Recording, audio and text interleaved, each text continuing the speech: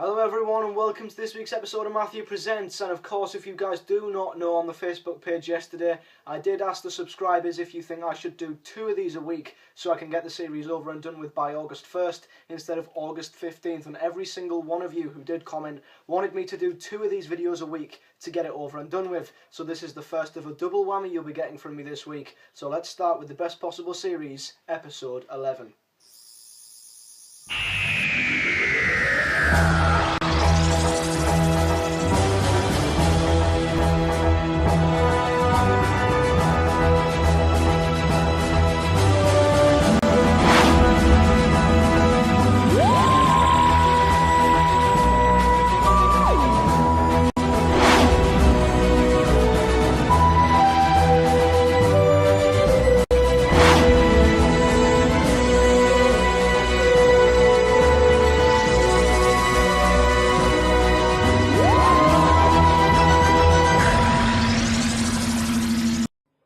So we are back to doing the best possible series, and I have missed doing this series, and it is a shame that it must end on August 1st, but it is also very fun putting 2 videos out each week. And we're getting very close to the end now.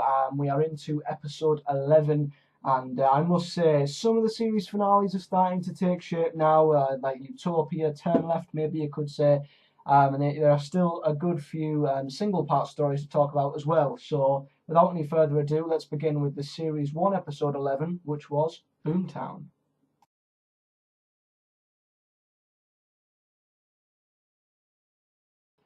Now, Boomtown's a story that gets quite a mixed bag.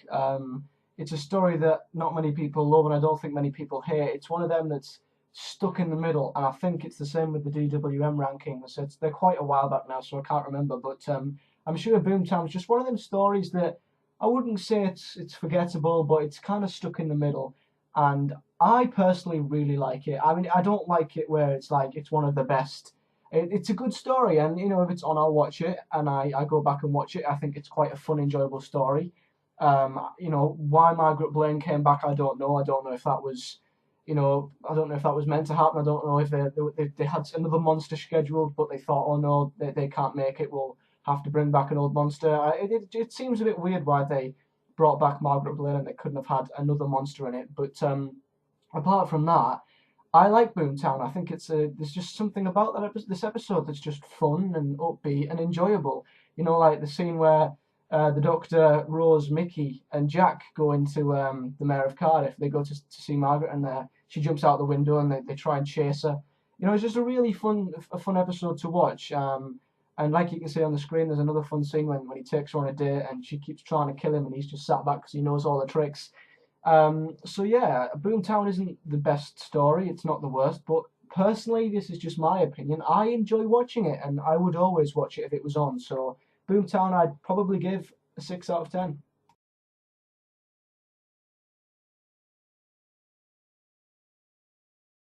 Next up in Series 2, we have Fear Her, and like with Boomtown, I don't think it's an episode many people love or hate. I mean, the fact that it was it the second worst episode in the DWM rankings, I think is very, very harsh, because there are stories that are a lot worse than Fear Her. I think, personally, I don't love it, I don't hate it, but unlike Boomtown, I think this is forgettable. I just think that, like, I don't know, The Power of Three, this episode had no effect on the story arc. It had no effect. You know, the series wouldn't have been too different if this hadn't happened. Apart from the ending when the Doctor says there's a storm coming, there's no real connection to any other episodes. But I don't know what it is about Fear Her. I mean, it's not great, but you know, going into the future to the 2012 Olympics, which of course we've had now, is quite interesting. It's quite interesting going to a historical event that's very close on what's actually happened now. And I like the concept of a little girl who can draw and her drawings come to life. I think that's quite clever. I honestly do. I mean, yeah, the Doctor getting attacked by a scribble creature and all that.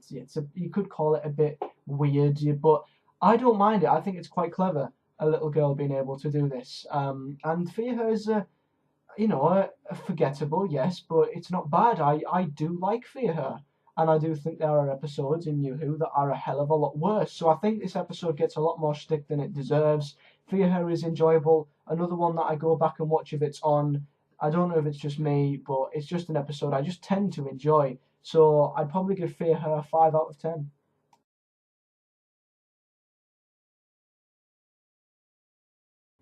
Now this is a fantastic story. Next up from series 3, we have Utopia, which is the first part in what you could say is a three-part series 3 finale. And I absolutely love Utopia. Going to the very, very end of the universe, I think the set production was just exceptional for this. And Derek Jacobi was amazing, because this was the first time we got to see the Master in New Who. And honestly, going from Professor Yana, who is, of course, a very nice, kind-hearted old man who is just here to try and help these people, then going to the most evil man like the Master, his acting, you just can't credit it enough. And to see the Doctor go into this situation and seeing his old foe again is just something that we all been waiting for, along with Captain Jack, of course, returning as well, which was always great. I think the Future Kind were good along the side. I mean, you don't really remember them because they were just kind of there as a threat, really.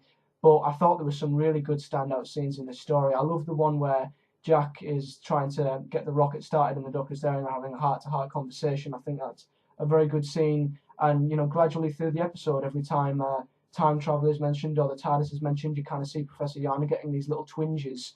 And you kind of think, what's up here? You know, what the hell's going on? And back then, I didn't know that the Master was going to be in it, and I don't think many of you did either. So that scene where, you know, he turns around and, you know, he says to Chantho, "I am the Master," and he like electrocutes her. It's absolutely brutal. So Utopia is an amazing episode.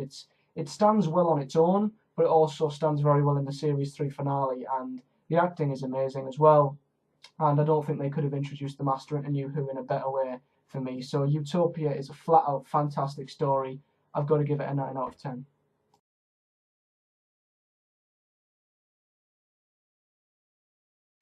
Now we have Turn Left, which is just a genius written episode. The concept is just absolutely sheer goddamn genius. A Doctor Light episode, which of course sometimes does not work out. You know, when an episode is Doctor Light and it's based around the companion, sometimes fails completely in Love and Monsters, but this was just, it worked so goddamn well. Basing it around Donna Noble was a great choice as well, because it gave her companion so much importance. I mean, Donna is, you know, is probably, I would say she's maybe just better than Martha Jones in my opinion. I've gradually become to love Donna more than Martha. I just love her. I think she's just a very different companion. But anyway, I think having an episode that's based around her made her very important. It made her family very important. We got to see a lot more of Donna's personal life as well, which is something that I think we miss in Moffat's era, seeing the real personal side of a companion's life. And as much as you guys know that I'm not a Rose Tyler fan, I do think Rose was brilliant in this. You know, until we found out that, you know, the only reason she actually came back was to see the Doctor again. I think her motives in this episode and her reasons for being here in this episode were perfectly valid, and the way she was kind of stalking Donna throughout her life, kind of edging her towards helping her, was very good. And what I love most is, you know, how we got to look back through Modern Who to see all the times that the Doctor had saved people and how that would affect the Earth. You know, it taught us to not take the Doctor for granted, like when the Royal Hope Hospital got sent to the moon, you know, with the Suntarans and all that. You know, it was just really nice to look back on some great stories of Modern Who and see what would happen if the Doctor wasn't there.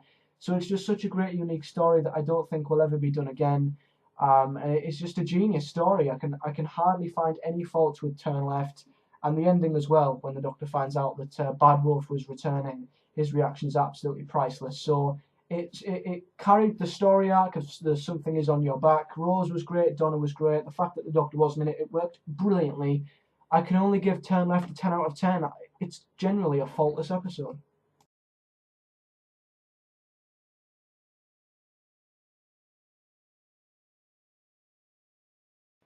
Next we have in Series 5 The Lodger.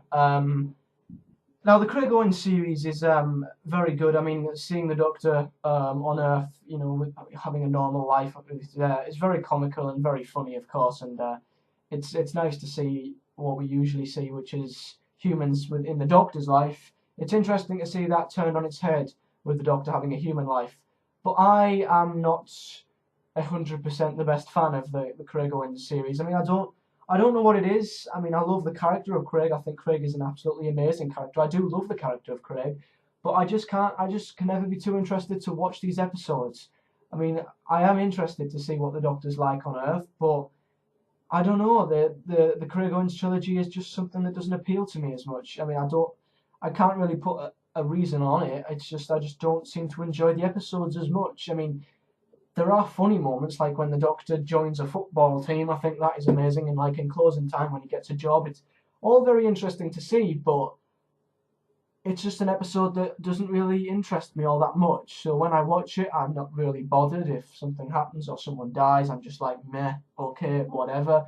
And in the Lodger, when there was like it was like that TARDIS thing upstairs, which was taking people and using them. You know, I wasn't really bothered, if I'm honest. So I like seeing the Doctor in a human life, and the way that he got Craig and his friend together was very good, of course. But it's just an episode that doesn't appeal to me as much. So the Lodge is not bad. It's not terrible. It is a good story, but me personally, not what I'm really interested in. So I'd probably give it a 6 out of 10.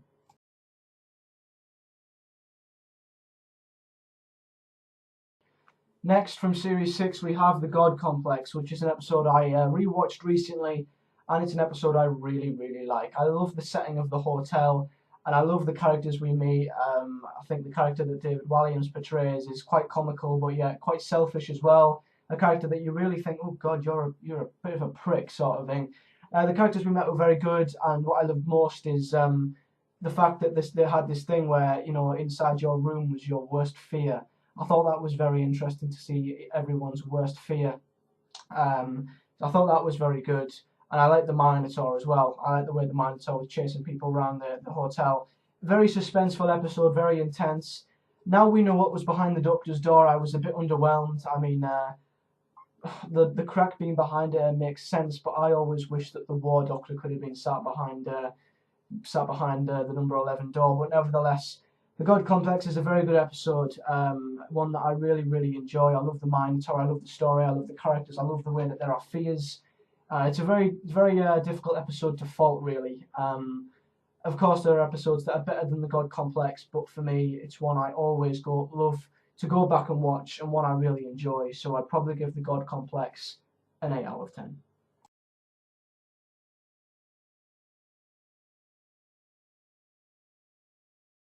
And now, finally, we have from Series 7, The Crimson Horror, which is an episode that many people like, rated quite highly in the DWM, quite favorited.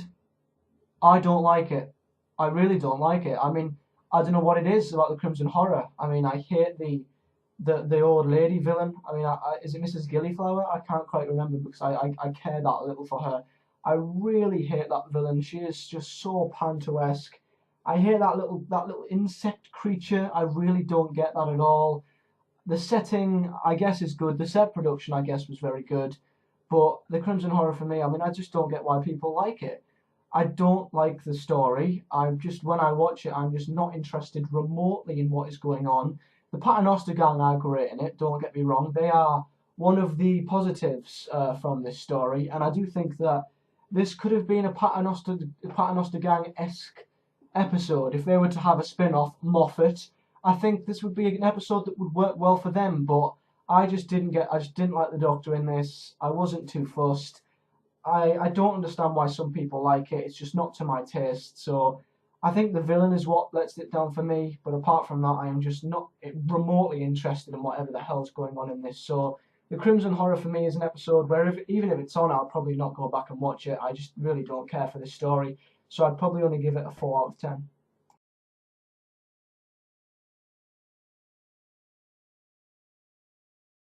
So to conclude from the episode 11's, not the strongest of lineups this week, but there have been some very, very good episodes in there. The two standout ones for me, of course, are Utopia and Turn Left. And there's no point building this up. The ratings do not lie. My favourite episode 11 does go to Turn Left. I think it just has the most interesting concept. I think going back to see what the world would be like without the Doctor is something very interesting. And it's just a one-off episode that I don't think we'll see again. So Turn Left for me is brilliant. It focused on Donna, which it was just such a great choice. Rose was even brilliant in it, and if Rose is brilliant in an episode, it must be bloody good. So Turn Left is my favourite episode 11. So then guys, as always, thank you for watching this video. Don't forget to hit that like button, subscribe to our channel, and comment below your favourite episode 11. We are very close to the end of the series now, so comment below your best possible series so far. And yeah, I was going to say see you next week, but of course, it's a double whammy now, so if you check on the channel, episode 12 should be waiting right there for you. So I guess if you're going straight to watch that, I'll see you in a couple of seconds. So yeah, I'll see you in a minute.